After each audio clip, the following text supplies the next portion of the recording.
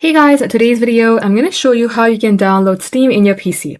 First thing first, open any browser that you would like. At the top search bar, type in Steam Download on PC. You will see it, the official website of Steam. Go ahead, select it. And you will see this install Steam on Windows. Go ahead, select it. If you're using any other devices, you may go ahead and select these here. Now select Save.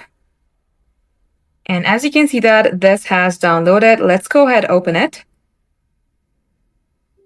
Launch the Steam, select Next, and select Next again. Then finally select Install. Now wait for this to load while this is being installed in your PC. Once it's done, select Finish. Now once this is completely installed in your device, it will open up itself. So wait for this to load. Now once you're done, you will see an interface like this.